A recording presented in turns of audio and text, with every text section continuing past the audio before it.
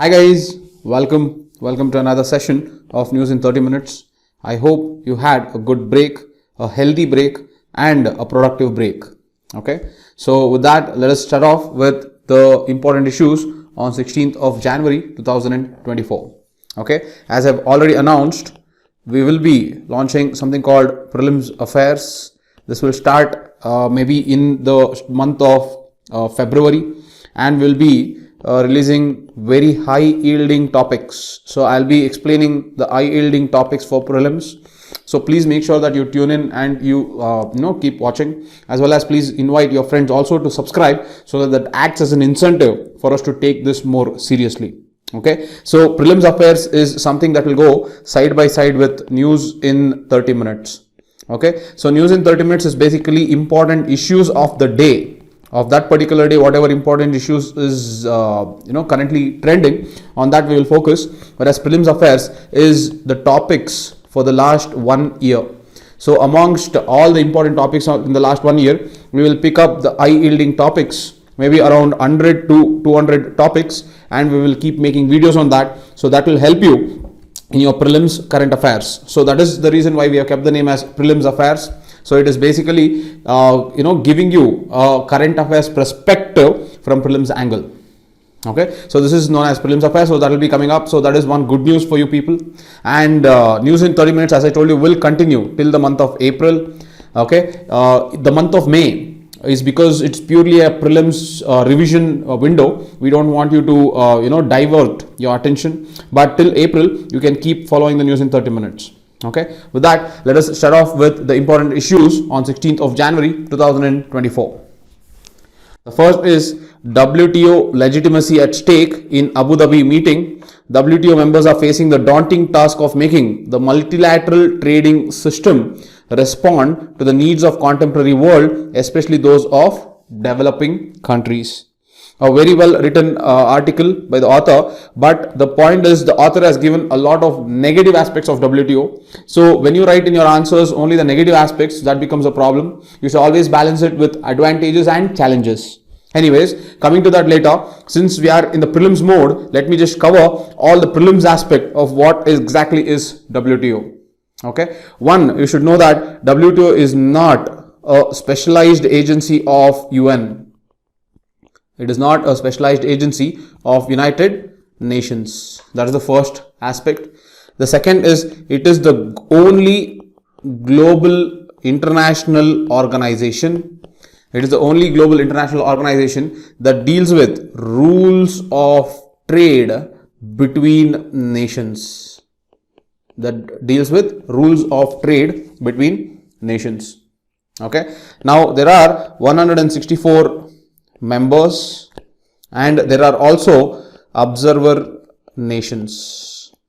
Okay, Iran is an observer nation, Iraq is an observer nation, Bhutan is an observer nation. So these are some of the observer nations. Okay, now India is a founding member. India is a founding member of both GATT and WTO. India is a founding member of both GATT and WTO. Now the full form of GATT is General Agreement on Trade and Tariff. Okay, General Agreement on Trade and Tariff. Okay, so India is a founding member of both GATT and WTO. Okay, now what is this GATT and what is the relation between GATT and WTO? You should understand through the evolution of WTO.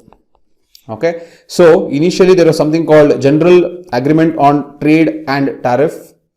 Okay, so this was formed in 1947 in Geneva. Okay, this was formed in 1947 in Geneva. Okay, so from 1947, okay, this is the how it started. From 1947 up to 1995, this GATT, okay, this GATT served as the only multilateral instrument, for international trade. Okay, so that is the second point. From 1947 to 1995, GATT, that is the General Agreement on Tariff and Trade, it served as the only multilateral instrument for international trade. Okay, now the last round of GATT, which is called as Uruguay round. The last round of GATT, this is known as Uruguay round. This happened from 1987 to 1994. In this Uruguay round, there was a Marrakesh treaty, that was Marrakesh agreement that was signed. Marrakesh agreement that was signed, and this Marrakesh agreement that was signed in 1995, this gave rise to an institution that is known as WTO. Okay, that is how from GATT, okay, the evolution of WTO took place. So I hope you understood. These are the important keywords: Marrakesh agreement 1995, Uruguay round 1987 to 1994, which is the last round of GATT, and the GATT was formed in 1947 in Geneva. It is nothing but a general agreement on tariff and trade. Okay. Now, what is the difference between general agreement on trade and tariff and WTO is, one, general agreement on trade of tariff was just a multilateral instrument, or it is just principles of international trade. So when GATT was there, it was just principles of international trade. So WTO will incorporate the principles as enumerated in general agreement on tariff and trade. Along with this, the one addition to this is, it also this WTO provides institutional framework. This institutional framework was missing in GATT, and this institutional framework is provided by the WTO. So in the Marrakesh agreement, you lead to the establishment of WTO in 1995. And as I told you now, India is a founder member of both GATT as well as WTO. So I hope you understood this perspective of the evolution. What is WTO, and what is this GATT, and how it evolved into becoming WTO. As I told you, the end goal or the objective of WTO is to create an international rule-based order in trade. Okay, the main objective is international rule-based order in trade. So there has to be some rules within which all the countries has to participate in international trade. Okay, otherwise what happens, sometimes the countries will result in dumping of goods, sometimes the countries will result in selling substandard goods. Okay, otherwise some countries will try to invoke some type of protectionism to not allow any type of imports to protect its domestic industries. So in order to stop all such activities which will skew the international trade to advantage of some countries, in order to negate this, you have WTO. So WTO is basically an international rule-based order in trade, where international trade is done on the basis or principles of fair, okay, and it is done on the principles of transparency. Okay, so that is the entire spirit or essence of this institution called WTO. Okay, so this is regarding the framework, how it evolved. Now the functioning aspect of WTO. If I have to talk about the functioning aspect of WTO, one, the WTO Director General, okay, one is WTO Director General, will attend something called, or will participate, the WTO's Director General will participate in something called Chief Executive Board. Okay, Director General of WTO will participate in Chief Executive Board. This is a coordination organ. This is a coordination organ within United Nations. So you should understand, WTO is independent of United Nations. It is not a specialized agency of United Nations. However, WTO's Director General will participate in the Chief Executive Board, which is a coordinating organ within or inside United Nations. Okay. The next is the WTO's Ministerial Conference. The WTO's Ministerial Conference, okay, which is known as MC. This happens every 2 years.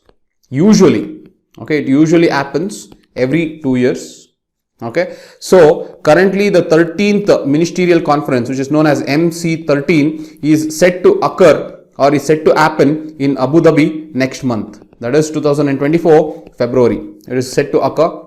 So if you go back to the article, as you can see, WTO's legitimacy at stake in Abu Dhabi meeting. The reason why Abu Dhabi meeting is because it is the Ministerial Conference 13 that is set to happen in 2024. So because of a lot of legitimacy issues that is happening inside the institution, especially the fight between developing and developed nations. Developed nations are invoking issues that are more relevant to them, like e-commerce, whereas developing nations are invoking some issues that needs to be corrected that are more relevant to them. Example is public stockholding of food grains and agricultural market access. So like this, there is a constant tussle between the two parts inside WTO, and that is why it is a questioning of WTO's legitimacy. However, that again comes to the mains perspective. So let's come back to the prelims perspective. So the WTO's ministerial conference, the 13th, is set to happen in Abu Dhabi in 2024. Okay. The next is, the third is the General Council. The General Council constitutes all members of the WTO. This General Council will meet. It will meet under different rules. It will meet under different rules. As a negotiating body, it will meet as General Council. As a negotiating body, it will meet as General Council. As a trade policy review, to review any policies of trade, it will meet as Trade Policy Review. And the last is, it can meet as Dispute Settlement Body. It can meet as Dispute Settlement Body, that is DSB. Okay. Now this Dispute Settlement Body will also have an appellate board. This Dispute Settlement Body will also have an appellate board. Okay. Now, so these are the three ways in which the General Council will meet. One, it can meet as General Council. The second is, it can meet as Trade Policy Review. And the third is, it can meet as Dispute Settlement Body. And the Dispute Settlement Body will have an appellate board. Okay. A little bit of information about this appellate board. Okay. This appellate board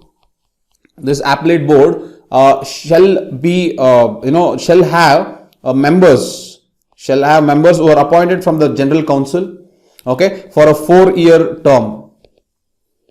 Okay, the members within this appellate board will be appointed by the General Council for a 4-year term.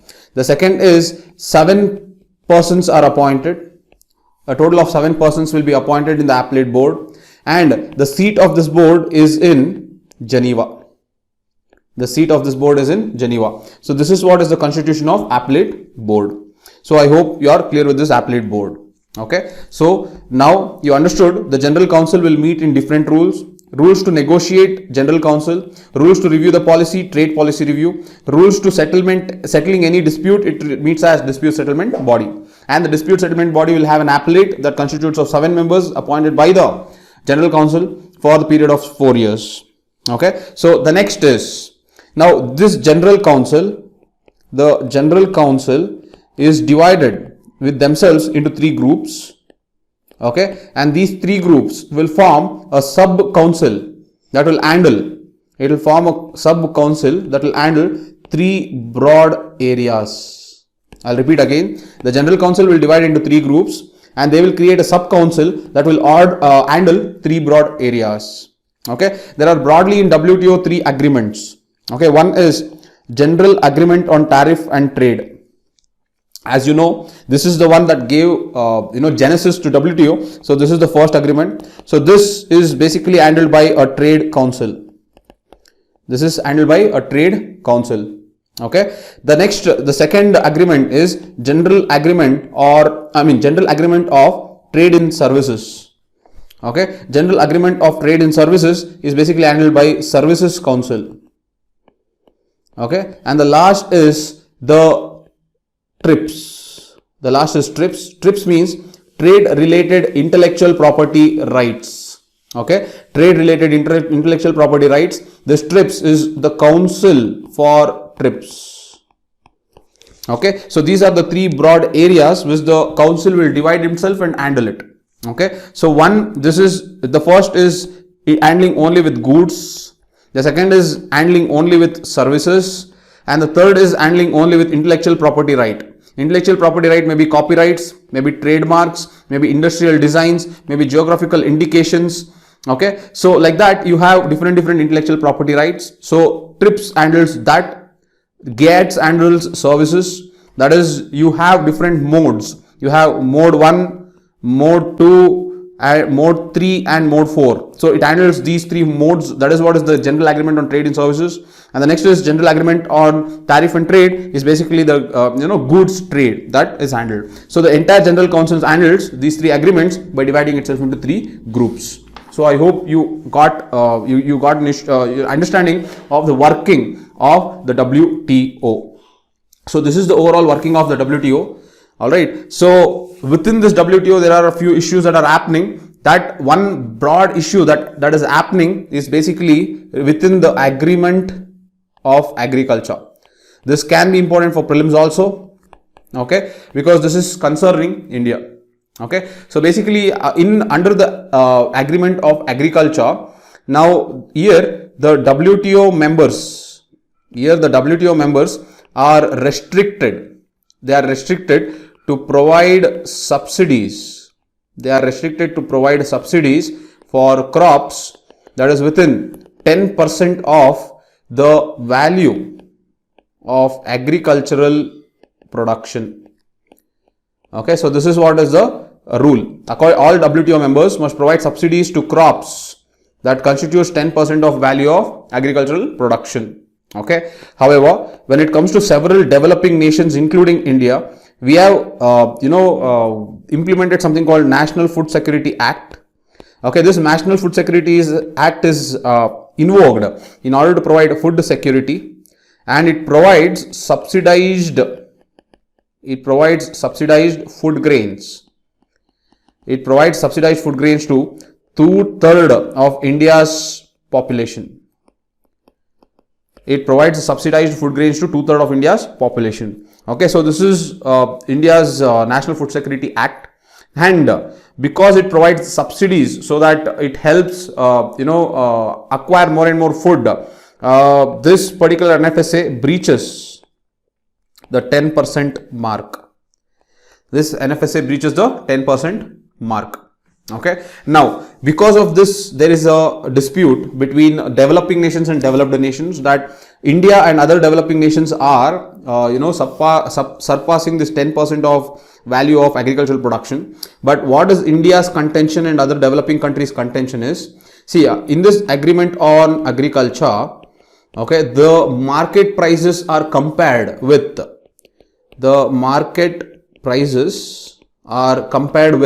something called fixed external reference price. They are compared with fixed external reference price. Okay, and this fixed reference external price is something that is based on 1986-88. See, this fixed external reference price is based on the prices that prevailed in 1986-88. Okay, so now when you assess the subsidies that are given in any developing country, if you assess the market price and compare the market price with this reference point, automatically you will see that you are not accounting for inflation. And because if you are not accounting for inflation, you are automatically breaching that 10% limit. This is what is India's contention. So India's contention says that either one, you update this external reference price, or you allow every nation to account for inflation in their subsidies. Okay, to account for inflation in their subsidies. Okay, so this is what is India's contention. Not only India's, but several developing nations are also requesting this. Okay, however, there was a compromise that was done in 2013 in Bali. Okay, there was Ministerial Conference 9. In this Ministerial Conference 9, there was an interim agreement. Which was known as a peace clause. And according to this peace clause, they are given an exception. Until there is a compromise or until there is a definite agreement that is done, they are given an exception for public stock holding. They are given an exception for public stock holding, so that we can stockpile food crops against food shortages. Again, food shortages. So this is what is the story behind the agreement on agriculture and the India's public stockholding and what is the Bali Peace Clause. Okay, this Bali Peace Clause was also reiterated in the next ministerial conference that happened in Nairobi package. In the package also, this exception was reiterated. They did not come to any type of conclusion. So finally, the MC13 will be happening. MC13, the ministerial conference will be happening in Abu Dhabi, and we should see what will be the update not only on this agreement on agriculture, not only on public stockholding, but there are several issues that are still in stake for WTO to solve. Developed countries are pushing in areas which they are interested in, whereas developing nations are trying to establish a rule-based international order that helps everyone, especially the least developed countries and developing countries. Okay, so let us see how the WTO will handle. But since WTO's ministerial conference will happen, and also you should know that WTO is a very important theme for prelims, you have to be well prepared with different reports that WTO will bring, with different subsidies. There is amber subsidies, green subsidies. So all these subsidies you should have a very good understanding about. So I have given a proper comprehensive view of the institutional working of WTO, as well as what is the contention of India regarding WTO on the aspects of public stockholding. So I hope this was helpful. Please make a note of this. This is very useful for your prelims as well as mains. So let us get on with the next issue of the day. The next issue is Oxford scientists launch first human vaccine trials for deadly Nipah virus.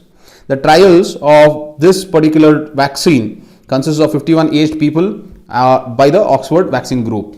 Okay, so just have an eye over this particular term, because they can just ask, this term is recently seen in news in the context of what? So then you should know that it is in the context of human trials for Nipah virus. Okay, now why are we studying this is because Nipah virus is something that constantly we see in news, especially in Asia, more specifically in India. Okay, now first and foremost, you should understand that according to WHO, the outbreak in Kerala, in 2023, this outbreak was the sixth outbreak in India. Of Nipah virus, NIV. I'll term it as Nipah virus. Okay, so according to WHO, outbreak in Kerala in 2023 accounted for the sixth outbreak in India of Nipah virus since 2001. So it becomes very important. So this factual dimension also is very important for prelims. So please have an eye on this fact. That is, it is the sixth outbreak in India of Nipah virus since 2001. That's the first thing. The next is WHO has decided that this disease will be identified as a priority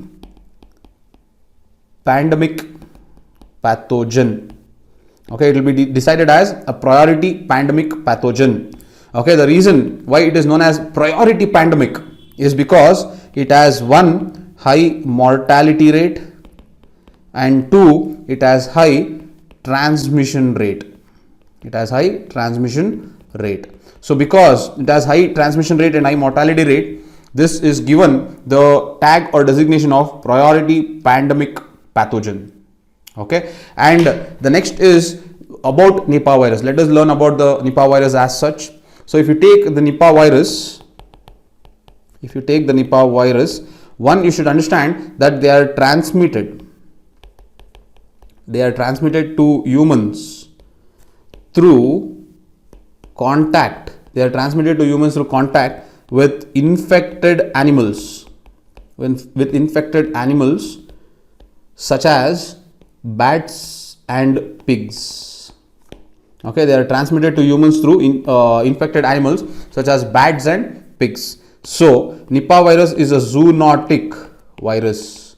It's a zoonotic virus that comes from the animals to the humans. Okay, the next is the natural reservoirs. The natural reservoirs of Nipah virus are the fruit bats. The natural reservoirs of Nipah virus are the fruit bats. Okay, these fruit bats are also given the name flying foxes. Okay, that is the next one. The next, first Nipah virus was identified in 1998. Okay, and it was mainly in Malaysia and Singapore. First Nipah virus was identified in 1998. It was in Malaysia and Singapore. Okay, and it has been 25 years. It has been 25 years. There has been no approved vaccines. There are no approved vaccines nor treatments. No approved vaccines nor treatments. And the last is Nipah virus. Nipah virus can be transmitted through, once it is coming into the human bracket, this Nipah virus can be transmitted through food contaminated with saliva, urine, excreta. Okay, it can be transmitted through saliva, urine or excreta. One obviously of infected people, one obviously of infected animals, and two obviously of infected people, between people. So it can also start people to people through saliva, urine and excreta. That's why it becomes even more dangerous. Okay, so once from zoonotic it comes into the human reservoir. Within the human reservoir also the transmission can start through saliva, urine and excreta that is there on the food, and this is contaminated from the infected person. So from this also the transmission can happen. So in this behalf, Nipah virus is very dangerous, and because of that, and it mostly affects the Asian population.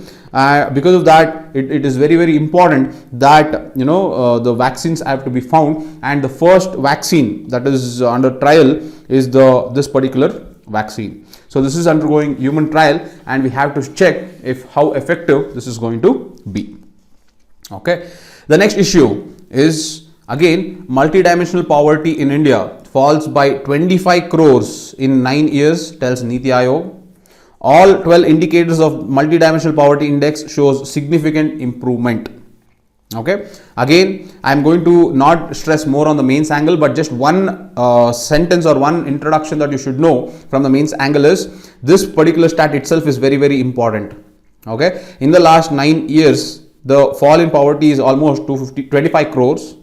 Okay, now the decline in poverty according to the same national poverty index, the decline in poverty, if you take 2013-14 to if you take 2022-23, if you take these 2 years, the poverty year was 29.17%. The poverty year is 11.28%. Now this is a very important table that you should know. Okay, so there has been, if you go from 2013 to 2022-23, the decline is almost by 17.89 percentage points. Okay, the decline is almost 17.89 percentage points. So there has been reduction in 17.89 percentage points of poverty from 2013 to 2023 in the last 9 years. Okay, this is from the mains perspective, it may be important. Now coming back to the prelims perspective, if you take the national multidimensional poverty index, if you take the national multidimensional poverty index, this is released by Niti Aayog. The first such report was released in 2021. Okay, and it has 12 indicators. It has 12 indicators. These 12 indicators are grouped into 3 dimensions, and these 3 dimensions have equal weightage. These 3 dimensions have equal weightage. Okay, so from prelims perspective, it is very important to learn this. So what are the 3 dimensions? The first dimension is health. This is the first dimension. The second dimension is education. Okay, and the third dimension is standard of living. Okay, so in these 3 dimensions you have different indicators.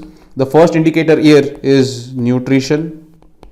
The second indicator here is child and adolescent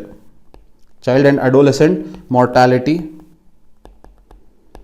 Third indication is maternal health. Okay, the third indicator is maternal health. In education, the fourth indicator is years of schooling, and the fifth is school attendance. You have to know this, so make sure that you buy out this, years of schooling and school attendance. So these are the two indicators inside education dimension. And the last is standard of living. So in standard of living, you have a few dimensions like 6, cooking fuel. 7, you have sanitation. 8, you have drinking water. 9, you have electricity. 10, you have housing. 11, you have assets. And 12, you have bank accounts. Okay, so overall you have, these are the 12 indicators that are divided into 3 dimensions. These 3 dimensions have equal weightage. Okay, so this is what is the National Multidimensional Poverty Index, based upon which is released annually by the Niti Aayog. Okay, so I hope this helps you in the prelims perspective of this particular issue. Okay, so this is how you have to deduce and you have to gather information from the prelims perspective on any issue that is in news. Okay, the last issue of the day is, what is World Economic Forum, and what is this World Economic Forum that is held annually in Davos. Okay, so this institution is been making news, and every year, annually every year there will be a summit that is held in Davos, that is known as Davos Summit. Okay, and it will be held for 5 days from January 15th to January 19th. So this is where for 5 days there is a summit where different leaders meet under a forum called WEF. Okay, let us understand what this WEF is.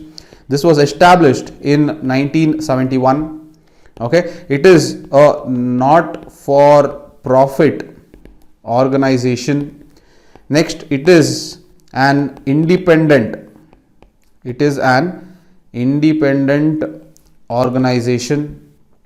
Okay, the next is, though summit happens in Davos, the headquarters of WEF is in a place called COLOGNY, Geneva. It happens in COLOGNY in Geneva. Okay, this is the headquarters. Okay, and the summit is basically held annually, as I've already told, and in this annual summit you have different heads attending this particular summit. You have the United Nations Secretary General who attends it.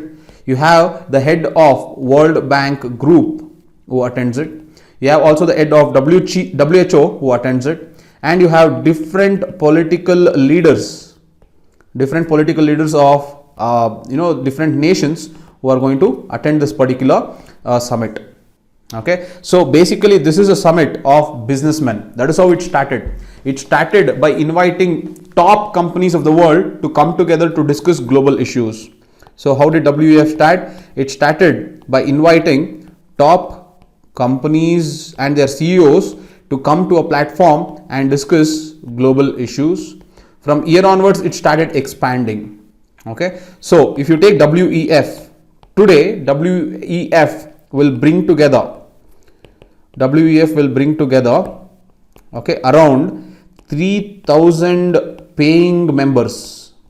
Okay, so they have to pay 3,000 paying members, plus you have selected participants. The WEF also will select few participants to attend. So you have 3,000 paying members and selected participants. Okay, and these participants and selected members constitutes investors, they can constitute business leaders, they can constitute political leaders. Okay, then you have economists, then you have celebrities, and also journalists. Okay, these are the few people who attend the WEF summit. As I told you, it brings together these people for 5 days, and there is going to be 500 sessions. For 5 days there is going to be 500 sessions.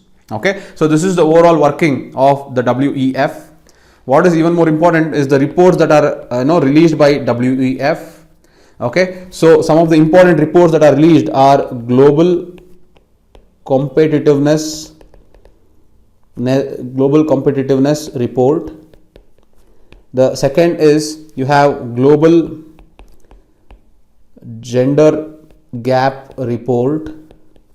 The third is you have global risks report. The fourth is you have chief economist outlook. The reason why I am giving you this is it may outlook usually we will confuse with IMF. Okay, so but this chief economist outlook is readily given by WEF. Okay, the fifth is global cyber security outlook. Okay, and next is the sixth one is quantum economy blueprint. Quantum economy blueprint. So basically these are the six important reports. However, if you go to WEF website and if you go into their division called publication, you have first page and 130 pages. Okay, there are so many publications that WEF releases that you have almost from first page to 130 page. So there are huge amount of reports that WEF will release. However, I tried to browse through it and get the top 6 of this. If you have time, you can just browse through very quickly and see if there is any other publication that seems important that you can take. But please don't make it an exhaustive of all the things because it is again useless. But anything that adds the word global outlook, these are something that UPSC can ask in order to confuse you. So please make sure that you collect those things. But these are the 6 important reports that I found that are very relevant from the WEF because this can come in the exam. Okay, so these were some of the important issues on 16th of January. Okay, I hope you enjoyed it, and if you have enjoyed it, please make sure that you like, share and subscribe. Okay, I hope you people are ready for prelims affairs. Please make sure that you spread this particular news to as many as your friends as possible, so that more the subscribers, the more incentivized we are to do this on a regular basis. So I hope you are getting ready for this. I hope you are enjoying the current affairs. Start moving your mind now towards prelims. You need to get into that prelims universe. You should start thinking on the factual dimensions of any topic and try to only identify the factualness of a topic rather than trying to analyze from different dimensions from mains angle. So stop it. So now is the time where you should switch your gear completely for prelims, and I hope you people are getting up for it. With that, I'm going to meet you tomorrow, guys. Thank you so much. Bye.